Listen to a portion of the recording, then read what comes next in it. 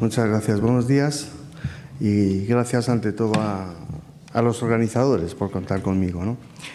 Bien, entro directamente en materia.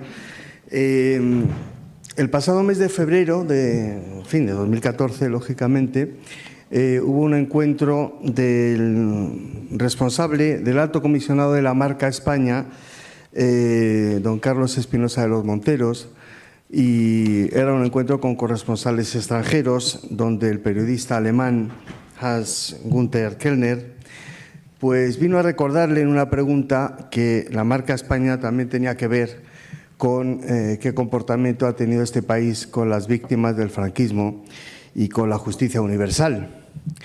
Y entonces, bueno, la salida que tuvo el señor Espinosa de los Monteros es que estaba muy orgulloso de que las generaciones jóvenes, de que los niños no sepan quién es la figura de Franco, no sepan quién es Franco, ¿no? Bueno, yo creo que esto es una barbaridad en un país civilizado, jactarse de que las generaciones jóvenes, sean presentes o futuras, no conozcan su historia, me parece una aberración en una democracia.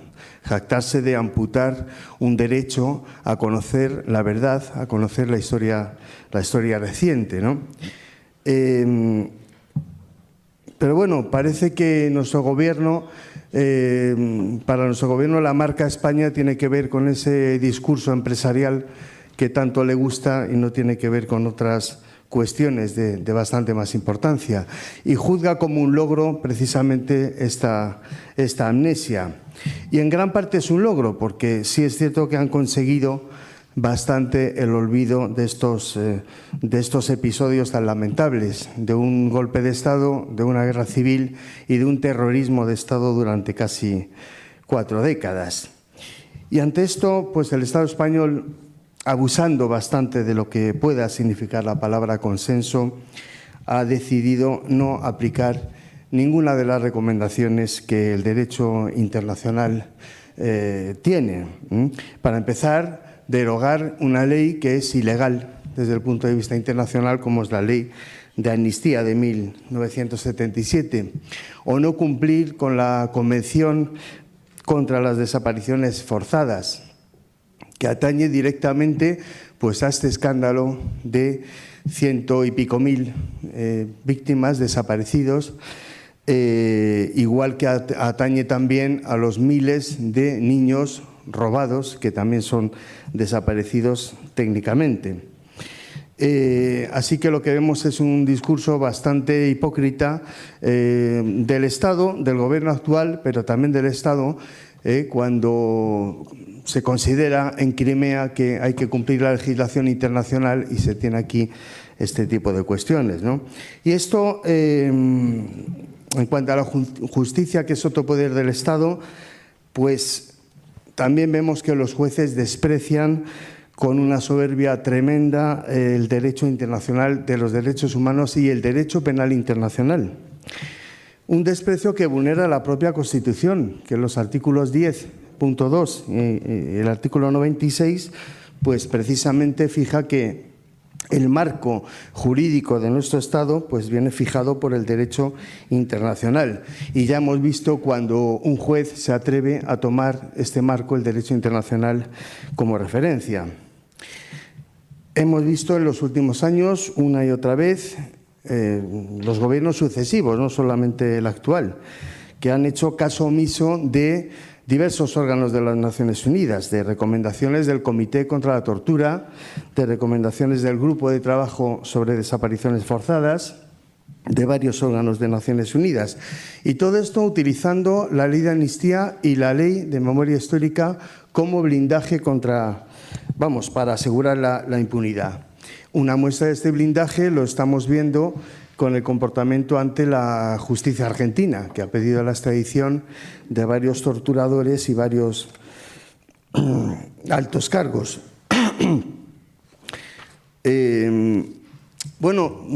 También estamos ante cuestiones que es verdad que no son solo del pasado. los que defienden la impunidad de este tipo de hechos, que tienen que ver con décadas anteriores, están defendiendo la impunidad también en el presente y en el futuro, porque el recorte de la justicia universal que está programado, precisamente lo que está haciendo es dejar impunes crímenes que son los más graves que se pueden cometer, son de los que se ocupa la Corte Penal Internacional. Bueno, hace unos días se presentó un libro de Francisco González Tena, Paco González Tena, que está aquí entre nosotros, intervendrá mañana. Y en este acto, González de Tena, el libro se llama Nos encargamos de todo, robo y tráfico de niños en España. Bueno, en este acto también le acompañaban 2 personas en la mesa y describieron la nefasta experiencia con los archivos. Unas instituciones que, en el caso de las víctimas del franquismo, más bien se han convertido en enemigas que en aliadas. Esto es lo que debe hacernos reflexionar en este marco. Yo, después de su intervención y sabiendo lo difícil que tienen las víctimas del franquismo y los investigadores el acceso a la información, pues ya pensé lo difícil que sería aquí hablar de los archivos como garantes de la memoria histórica y de los derechos, ¿no? Y de los derechos humanos. No significa esto, naturalmente, que cargue la culpa en la labor de los profesionales. Naturalmente que aquí lo que está incidiendo son los criterios políticos que imponen quienes hacen las normativas, ¿no?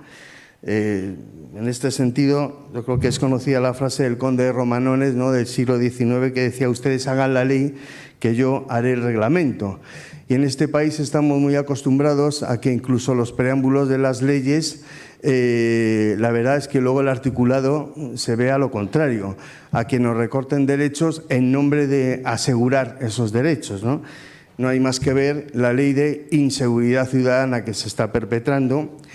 Y si ustedes leen el artículo 7 de la Ley de Cooperación con la Corte Penal Internacional, verán que es una tomadura de pelo. Verán que más que de cooperación se trata de marear la perdiz y de obstruir lo que se pueda una denuncia contra crímenes graves contra la humanidad. Pero bueno, lo que nos reúne aquí es, de alguna manera, el derecho de acceso a la información y en relación especialmente con la memoria histórica. Bueno, un rasgo importante del derecho a la información es su valor, que va más allá del contenido, su valor para ejercer otros derechos. Y en el contexto de la memoria histórica, la información pues es necesaria para el derecho que es individual y que es colectivo también, el derecho a la verdad, también para el derecho a la justicia y a la reparación. Si no tenemos información sobre hechos y responsables de esos hechos, realmente se hace imposible articular una reclamación de estos derechos. Además del valor del acceso a la información como pilar de la democracia, como rendición de cuentas de las actuaciones gubernamentales, etcétera. Es decir, es imposible el control de los ciudadanos hacia el gobierno si no hay un acceso a la información, que es demasiado ignorado en este país.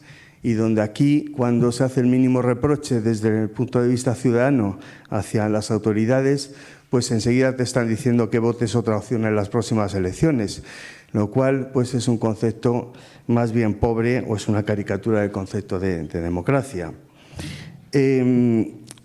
Quisiera referirme a una anécdota que se comentó en 2008 en un congreso de archivos y derechos humanos. En este congreso, el archivero Carlos Osorio comentó cómo una colega estadounidense pidió información al Estado, en Estados Unidos, sobre la transcripción de las conversaciones que en 1976 tuvo Kissinger con la Junta Militar Argentina, conversaciones donde Kissinger mismo dio vía libre a la guerra sucia que produjo 30.000 desaparecidos en Argentina. Bueno, esta colega recibió las transcripciones de esas conversaciones y las recibió llenas de tachaduras. Reclamó nuevamente y pidió las transcripciones sin las tachaduras y las recibió. y la recibió perfectamente. Yo creo que es algo inimaginable en nuestro país, con el nivel de secretismo, con el nivel de secretos oficiales en nombre de la seguridad del Estado.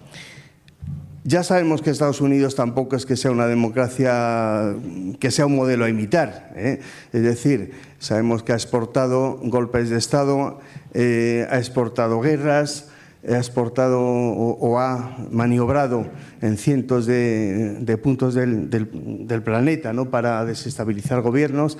Pero bueno, hay algunas cosas que pueden ser interesantes, ¿no?, en la justicia y en la transparencia gubernamental, que desde luego estamos aquí muy lejos, ¿no? Algún ejemplo más digno de emular podemos tener, ¿no? Recientemente, estos días, el gobierno argentino ponía a disposición pública 1.500 carpetas de documentos de la Operación Cóndor. Bueno, aquí en España, por contraste, lo ha mencionado de alguna manera el señor Mayor Zaragoza antes, pues el Gobierno ha acordado recientemente mantener el secreto oficial para miles de documentos que estaba previsto desclasificar en 2011. Bueno, hubo una iniciativa de Izquierda Plural y precisamente el historiador Ángel Viñas se refería a ella hace 2 o 3 días, reprochando al Gobierno que mantenga el secreto de documentos, en muchos casos del año 36. Realmente hablar de la seguridad del Estado en documentos de hace casi 80 años es una tomadura de pelo. Bueno, no es necesario tampoco tomar ningún modelo en concreto, ningún país en concreto como modelo, porque tenemos el derecho internacional que nos da indicaciones al respecto. El lema verdad, justicia y reparación que utilizan las asociaciones memorialistas, en este momento la Plataforma de Víctimas contra el Franquismo, la Plataforma de Víctimas de los Crímenes del Franquismo, que hace una ronda todos los jueves en Sol, ese es el lema principal, verdad, justicia y reparación. Proviene de documentos de las Naciones Unidas, proviene del conjunto de principios para la lucha contra la impunidad. Y este conjunto de principios pues, proviene a su vez de un informe, el informe Joinet, de 1997, que se actualizó en 2005. Pues bien, ¿qué 3 derechos se establecen aquí? Por comentarlos muy brevemente. El primero es el derecho a saber, el derecho a la verdad. A saber las circunstancias y los autores de las violaciones. Este es un derecho, como decía antes, individual y también colectivo. Y dentro de este derecho se impone al Estado el deber de la memoria. Precisamente aquí entran las medidas como creación de comisiones de la verdad, que es algo que es una experiencia que ha estado en decenas de países. El segundo derecho sería el derecho a la justicia. El derecho a la justicia, en fin, las víctimas tienen derecho a acudir a un recurso justo y eficaz. Ya hemos visto el resultado que tiene aquí, por eso se puso una querella en Argentina y posiblemente haya otras querellas en otros países, porque la justicia universal debe funcionar, y si no funciona en el propio país, pues debe funcionar en cualquier otro país. Dentro de este derecho se impone al Estado el deber de investigar, de perseguir y de castigar, en su caso, a los responsables. Recordemos que cuando el juez Garzón tomó la causa, se refería a hechos, quiero recordar que en su auto recogía hasta 1952. En la querella argentina se ha extendido a todo el periodo hasta 1975. También dentro del derecho a la justicia y de las medidas que se imponen en materia de memoria histórica, se prohíben las leyes de amnistía. Es decir, que la ley de amnistía nuestra contraviene el derecho internacional claramente, y así se lo ha hecho saber diversos órganos de Naciones Unidas al Estado español, que ha hecho caso omiso, el Gobierno presente y el anterior también. Y el tercer derecho es el derecho a la reparación. Un derecho que también incluye la garantía de no repetición de las violaciones masivas de derechos humanos. Incluye medidas individuales y colectivas y establece que hay que restablecer la dignidad de las víctimas. Yo aquí diría un matiz. La dignidad las víctimas no la perdieron. La perdieron quien dio el golpe de Estado y la ha perdido el Estado al no reconocer a las víctimas pues todas estas cuestiones de que vengo hablando, ¿no? También impone el derecho a la reparación la disolución de grupos armados paramilitares, derogación de leyes como la de amnistía y destitución de altos funcionarios implicados, que ya vimos que aquí no se hizo en el periodo de la transición. Bueno, para garantizar estos tres derechos es evidente que son imprescindibles los archivos y que así lo dicen estos informes a los que me refería antes y resoluciones posteriores, la última de noviembre de 2013, un documento que recuerda el derecho que asiste a las familias de conocer la suerte de sus miembros desaparecidos, y esto afecta efectivamente a los desaparecidos y a los niños robados también, y el derecho de toda víctima, y la categoría de víctima también la tienen los familiares, hay que recordar esto, así lo dice la Convención Internacional contra las Desapariciones Forzadas, el derecho a conocer la verdad de los hechos ocurridos, incluida, y esto es importante, a efectos de archivos, incluida la identidad de los autores de los hechos que dieron lugar a tales violaciones. Esto significa que este argumento recurrente de preservar la intimidad o la privacidad, que se da muchas veces en el contexto de archivos, y la invocación continua a la Ley de Protección de Datos va claramente en contra del derecho que menciona, en fin, el derecho internacional, valga la redundancia. Es decir, derecho a conocer la identidad de los perpetradores de los asesinatos masivos, ¿no? Bueno, esta dimensión democrática de los archivos, que se refiere a su vinculación con la memoria histórica y los derechos a la verdad, a la justicia y a la reparación, es relativamente reciente. En un libro publicado hace muy poco por Ramón Albers, que es un referente en materia de archivos y derechos humanos, pues sitúa el punto de arranque de esta vinculación en 1995, cuando la UNESCO, efectivamente, con un convenio con el Consejo Internacional de Archivos, pues encarga a un equipo de archiveros dirigido por Antonio González Quintana, otro referente en estas materias, pues ¿qué se le encarga? Se le encarga ver el tratamiento de los archivos de regímenes represivos. Bueno, este estudio se actualiza en 2008 también y está publicado, quiero recordar que por la Fundación 1 de Mayo, ¿no? Que se llama Políticas Archivísticas para la Defensa de los Derechos Humanos. Este estudio, pues, se ha convertido en un referente y da recomendaciones para las buenas prácticas de archivos que contienen información sobre violaciones masivas de derechos humanos, para documentarlas, ¿no? Otro referente es la Organización Archiveros Sin Fronteras, que ha tenido varios proyectos en relación a memoria histórica y a violaciones graves de derechos humanos.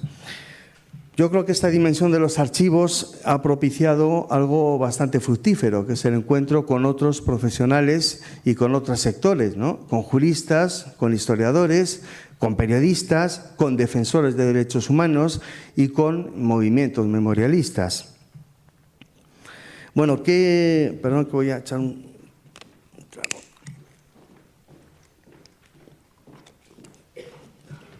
Para ir terminando, ¿qué principales obstáculos cabe señalar en los archivos con relación a cuando se quiere investigar sobre memoria histórica? Yo creo que hay 4 principales obstáculos. La destrucción intencionada de archivos. Tras la muerte de Franco, en España, efectivamente, se destruyeron muchos archivos relacionados con la dictadura, con los crímenes cometidos. El exministro franquista, Rodolfo Martín Villa, reclamado actualmente por la justicia argentina, ordenó destruir muchos archivos, los de Falange y varios del Movimiento Nacional, del llamado Movimiento Nacional. Durante su etapa de ministro de Gobernación, la Guardia Civil quemó miles y miles de documentos comprometedores. Y desde luego por esta destrucción masiva de documentos nadie ha pagado o nadie ha asumido ninguna responsabilidad hasta ahora. Un segundo obstáculo que cabe señalar, los documentos que no se desclasifican. lo que me refería antes cuando mencionaba a Ángel Viñas y a la iniciativa de Izquierda Plural.